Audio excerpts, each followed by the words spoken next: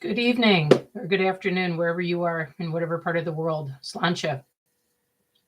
So I wanted to take a couple of minutes because at some point I'm going to be referring clients to this video to let them know some of my policies. One of the first, when I work with couples, I explain to both partners that I have a rule. It's called my no secrets policy. The no secrets policy says that when I separate the two of you to have an opportunity to hear maybe a less influenced version of whatever is happening for each individual part of the relationship, the thing that they need to know up front is that when you tell me something and it pertains to the relationship, there are a couple of things that I am listening for: leaning in, leaning out, ambivalence. I'm also evaluating whether or not both parties are going to be actively participating in the therapy process. Often, what happens is one part of the relationship dyad comes in and they'll point to the other party and say, "It's all them, you need to fix them." Well, my job's not to fix the couple. My job is to help us evaluate what went wrong in the relationship and see where we can maybe fix that.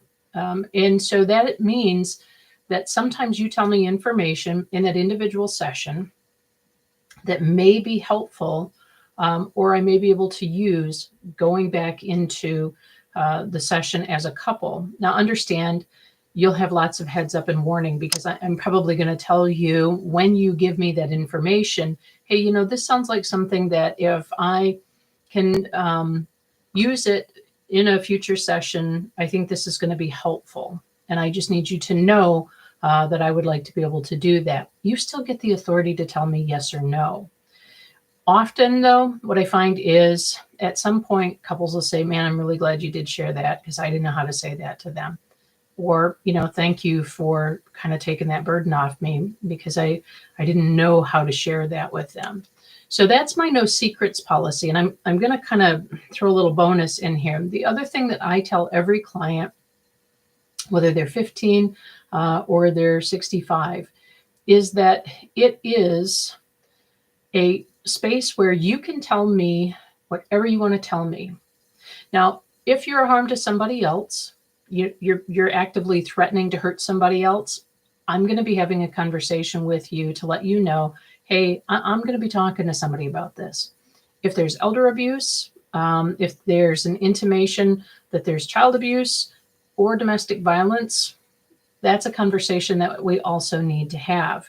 So under my no secrets policy, I also make it a point to let people know if it appears that there's something going on here where somebody is likely to get hurt very seriously, sometimes not even very seriously, as I've learned recently, I have an obligation to make that report as a mandated reporter. So you need to know that.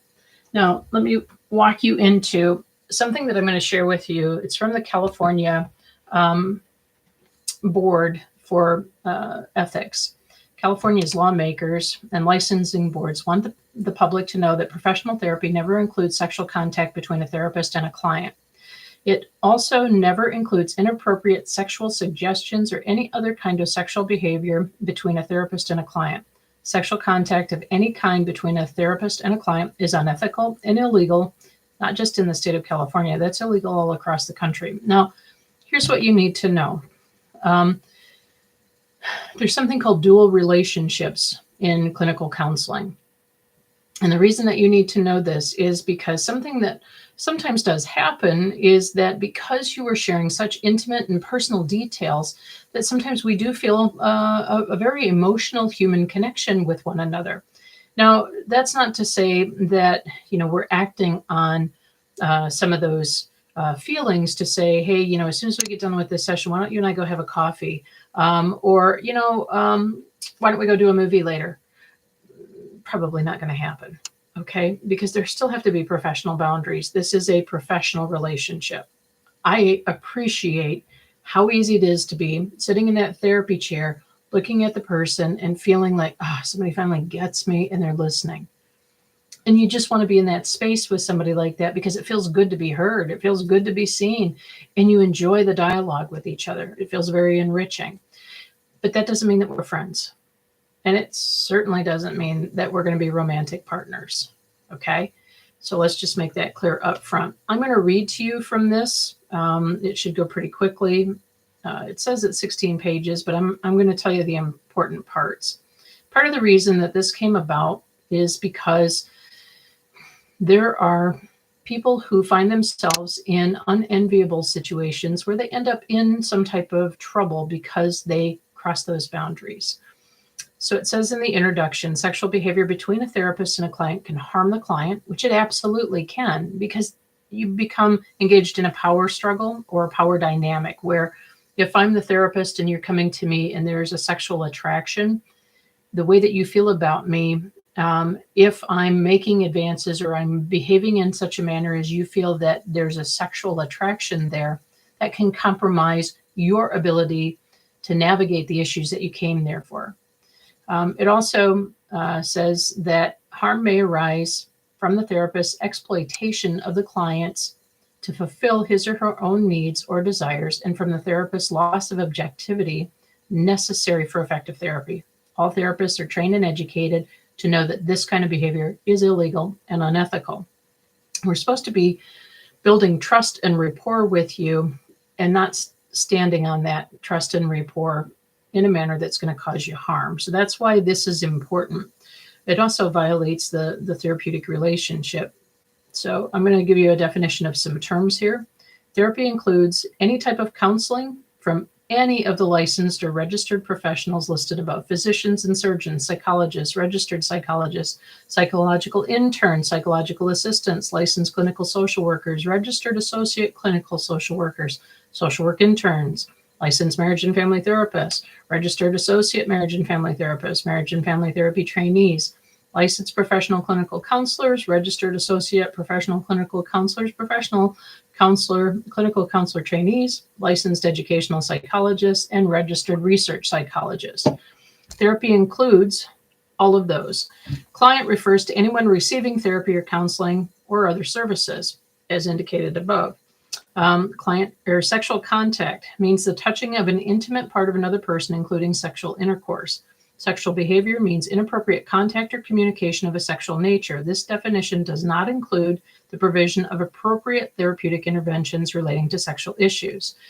As a marriage and family therapist, I often work with couples who have a tendency to present with libido issues, fetishes, predilections and preferences. And I have to be able to talk about those kinds of things in very matter-of-fact terms. But I also would need to talk about marital satisfaction in terms of sexual relationship. I don't talk about it for any sexual gratification or to use it as a manipulative invite. That's unethical. So you won't get that from me. Sexual behavior means inappropriate contact or communication of a sexual nature. This definition, again, does not include the provision of appropriate therapeutic interventions relating to sexual issues. I just want to make that clear. Touching means physical contact with another person, either through the person's clothes or directly with the person's skin. Intimate part means the sexual organ, anus, groin, or buttocks of any person, and the breast of a female. License includes certificate, registration, or other means to engage in a business or profession, and that's regulated by state statute. That's also regulated in all 50 states and I think about 12 countries. You, as a client, have the right to, now this is the important part, and at some point I'm going to figure out how to attach this to my website, which is DragonSlayersAnonymous.online. You as a client have the right to request and receive information about the therapist's professional capabilities, including licensure, education, training, experience, professional association, membership, specialization, and limitations. You have the right to be treated with dignity and respect. You have the right to a safe environment free from sexual, physical, and emotional abuse. You have the right to ask questions about your therapy or other services from your provider. This is something that I wish that more clients would ask for. I appreciate it's hard to advocate for yourself, especially if we're already struggling to feel, am I being fully accepted by my therapist? Now, admittedly, it's probably not something that often occurs to us, but I really do think that it's an important component. And sometimes I'll try to find a way to bring it up in conversation.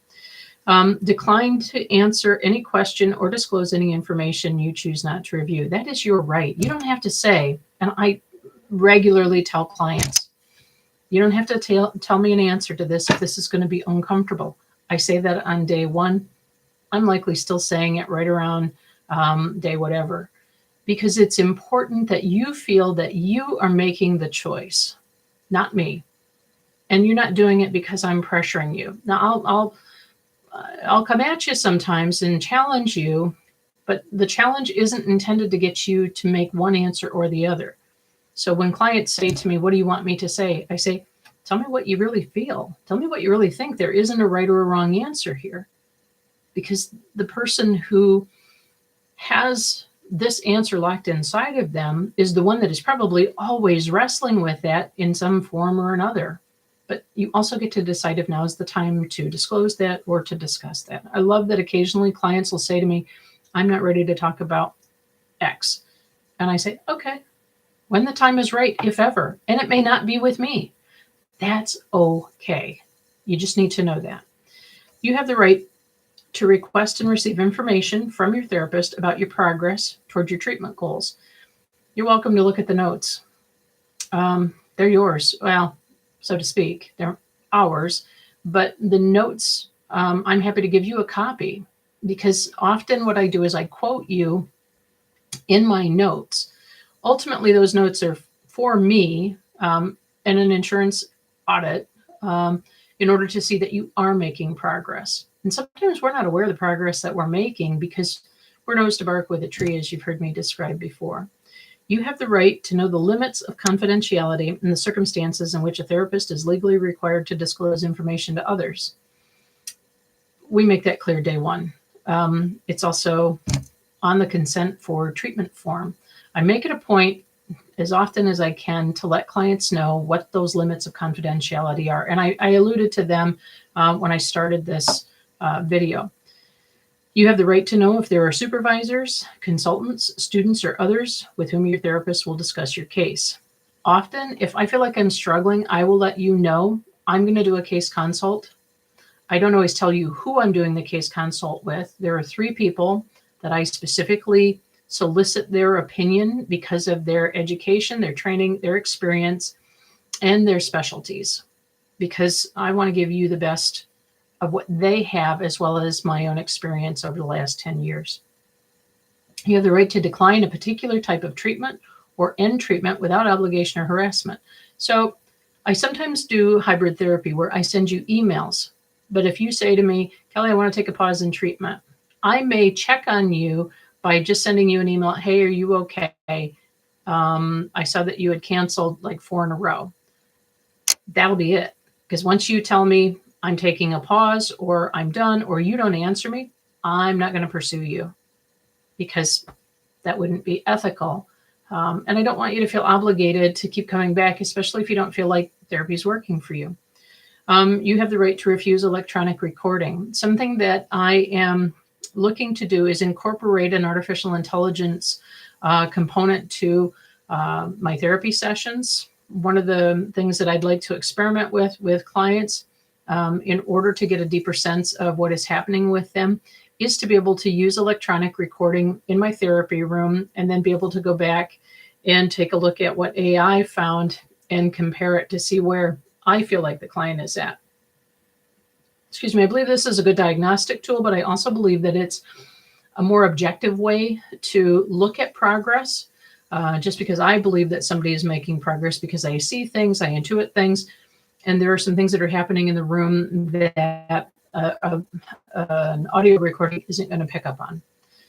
Also, I have 2 other disciplines that I bring into this apart from traditional clinical therapy. Having 27 years in police work, also having a background in forensic psychology, and a lot of the work that I have been doing over the last 6 years around interview and interrogation. So I think that lends itself somewhat differently because the things that I'm looking for break down somewhat differently. And I don't know that AI is at the point yet where it can pull that just from voice data. But again, it's something that I am going to be looking at incorporating So you still have the right to tell me, you know what, Kelly, I'm not comfortable having something on a computer recording me. You're absolutely within your purview to say, I don't want to do that. You also have the right to request and, in most cases, receive a summary of your records, including the diagnosis, your progress, and the type of treatment. You have the right to report unethical and illegal behavior by a therapist, and I'll talk to you about how you can do that. You have the right to receive a second opinion at any time about your therapy or your therapist's methods. You have the right to receive a copy of your records or have a copy of your records transferred to any therapist or agency that you choose. And in 10 years, I think that's happened once. Here are some warning signs. In most sexual misconduct cases, other inappropriate behavior comes first. While it may be subtle or confusing, it usually feels uncomfortable to the client. Some clues or warning signs are telling sexual jokes or stories. I'm not going to be telling you any of those. Sending obscene images or messages to the client. Again, that's not what I do. Unwanted physical contact. I have a policy. I don't hug. Inviting a client to lunch, dinner, or other social and professional activities. I mentioned that at the beginning of the video. Not something that I do. Dating, not doing it. Changing the office's business practice, scheduling late appointments when no one is around, having sessions away from the office. We're not doing that. Confiding in a client about my love life, work problems, loneliness, marital problems, etc. No. Not marital problems, no. Telling a client that he or she is special or that the therapist loves him or her. I do say, in an agape sense, I love all of my clients. But I also explain that agape love. This isn't a sexual love. The love that I feel is rooted in my faith in Christ.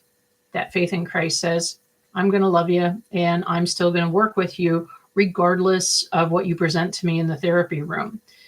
It also, as a therapeutic benefit, lets you know that there's an unconditionalness that says, I'm going to work with you until you tell me I don't want anything more to do with you. Telling a client that he or she is special or, that I love you. Relying on a client for personal and emotional support, that shouldn't be happening. Let's see, giving or receiving significant gifts, suggesting or supporting the client's isolation from social support systems, increasing dependency on the therapist. My goal is that you never think of me as your guru and you don't become dependent on me. You find it within yourself to adapt and overcome the circumstances that brought you to therapy in the first place. And I won't be providing you alcohol or drugs during the session. Those are also warning signs. Common reactions to sexual misconduct is intimidation or threatening. If a therapist is engaged in any sexual behavior or contact with you, you may experience some or all of the following feelings or reactions. Intimidated or threatened, guilt and responsibility, even though it's the therapist's responsibility to keep sexual behavior out of therapy. Mixed feelings about the therapist, protectiveness, anger, love, betrayal, isolation and emptiness, distrust of others' feelings or intentions or your own feelings, fearful that no one will believe you, feeling victimized or violated, experiencing traumatic symptoms, anxiety, nightmares, obsessive thoughts, depression, suicidal or homicidal thoughts. What can you do? What you can do is you can reach out to the state of Michigan, to the LARA, and I'm going to figure out how to attach that information so that if you need to file a complaint, you can. You can submit your complaint online or in writing using the forms at the respective place. You have to detail the description of the conduct that you're reporting and copies of any material that supports this, such as emails, text messages, correspondence between you and me, photographs, or other images that you might have received. Again, I'm not going to be doing that. You just need to know how to file the complaint and what they're going to be looking at as evidence. Where to get help. Therapy may be an important tool for your recovery. Before selecting a new therapist, here are a few suggestions. Ask someone you know and trust for a referral. Search online for a local sex assault center or crisis intervention center. These centers can refer you to therapists experienced in dealing with those who have suffered sexual misconduct by a therapist. Contact professional associations and ask for referrals to therapists who specialize in helping those who have been sexually mistreated. Seek a sexual referral from your PCP.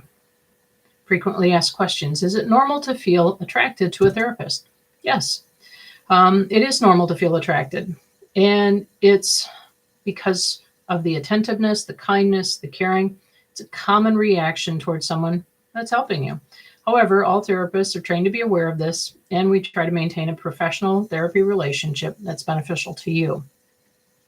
What if the client initiated sexual behavior? The therapist is the one who's responsible for ensuring sexual behavior contact is not part of the therapy.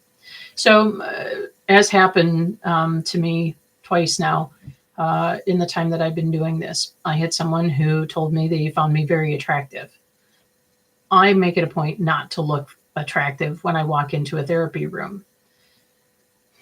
There are still people who, when they're hurting and they're struggling, they're much more vulnerable. And so it's my job to protect that person and tell them, I appreciate that you have these feelings. That's something that we need to talk about in therapy, because I can't reciprocate those feelings to you, and you need to know that. It is something that I think also happens sometimes unexpectedly for some people, especially if they're having trouble in romantic relationships out in the world. So, but again, my job to keep that professional boundary and tell you, I'm sorry, this isn't going to go any further than you simply having those feelings. Why do I feel scared or confused about reporting my therapist? Well, it's also normal. In most cases, the therapist is an important person in your life. Therefore, feelings such as fear, confusion, protectiveness, shame, or guilt, they're common. Can I file a complaint if there is or has been a civil case between myself and the therapist? Yes, you can make a complaint anytime, whether the case is ongoing or concluded. A civil settlement cannot preclude you from filing a complaint against a licensee. Is there a cost associated? Nope. Can I file a complaint if I had a personal relationship with my therapist? Yes. Can I contact the therapist after I file a complaint? In order to preserve the integrity of the investigation, it's recommended strongly that you don't initiate contact once you file the complaint. What if the therapist contacts me? Once you filed a complaint, notify the board right away if the therapist contacts you. All right. So, like I said, I've downloaded that book because I think it's an important feature to therapy, to set good ground rules and to model those behaviors of a healthy relationship, which include boundaries, expectations, setting the expectations, and the intent up front. All right. So if you find that you have questions after today, you can contact me at dragonslayersAnonymous@gmail.com. Actually, it's DRAGONANON at gmail.com. Or if you want to text me, 619-717-0137. I usually answer within 24 hours. So let me just recap what this video was. Talked about my no secrets policy, talked about what I am legally required to report. Let me touch on that for just a second. So there are instances where there is something called a Tarasoff report. If a client comes in and tells me that they want to do bodily harm to somebody, I have to weigh that against the statements that they make, past behavior that I've observed with this person, if I've got that available to me. I've also got to weigh it in the context of how they're using it. So simply because a client says in a therapy session, I could have just killed him in that moment, doesn't necessarily rise to a Tarasoff. What does rise to a Tarasoff is I had happen, years ago. I had a young man come in. He was very upset with his ex-wife, about to be ex-wife, over a custody issue. And he said, if I ever find that guy, blank, blank, blank, I'm going to beat him to a bloody pulp. So this is one of the times I had to break confidentiality, and I had to take appropriate action to protect the blankety blank, because that is something that I am mandated under law. Now, I have also had to make reports about elder abuse and child abuse. The way that shows up is, I'll just create an example here off the top of my head. Let's say that I've got a person who comes in who's a caregiver for somebody, and they're over-medicating that person in order to keep them sedated so that they're not problematic, and that caregiver can continue to do what they do. that would be considered elder abuse because they're sedating the older person. Or if they're taking advantage of them by taking money from them, that would also be considered elder abuse. In the case of child abuse, what has happened at times is I have had children that came in that told me they hadn't eaten in days, maybe showed up with marks on their body. I've also had children who have told me that they have been locked in unusual places. I have to report that. I can't hold that in confidence. What I would encourage you to know is that these are not decisions that are taken lightly. We're not just randomly picking on people. We have to be cautious about this, but we also can't dilly-dally around with it. It has to be addressed in the event that something really kicks off. So understand, we're caught in a delicate situation. A client came to me once a couple of years ago, and he said, I think my wife is having an affair and I'm really angry. And I said, let's spend a few minutes and talk about your anger. And he goes, no, because I'll say something I'll regret. And I said, well, but let's get to the root of what the anger is. Tell me about the anger. He went on to describe how he felt about the person that he was convinced was sleeping with his wife. Thankfully, it turned out that wasn't the case. But in the moment, he didn't know that. And so his anger was like all the way up here. And so when we started to talk about what was happening for him, I think he really legitimately thought, if I can find this guy, I'm going to mess him up. And so I broke confidence. I know I told you, turned out nothing was going on between those two. But in that moment, I had an ethical obligation to protect somebody who was outside of my therapy room under Tarasoff. And maybe I can also figure out how to include the Tarasoff law in my notes. All right.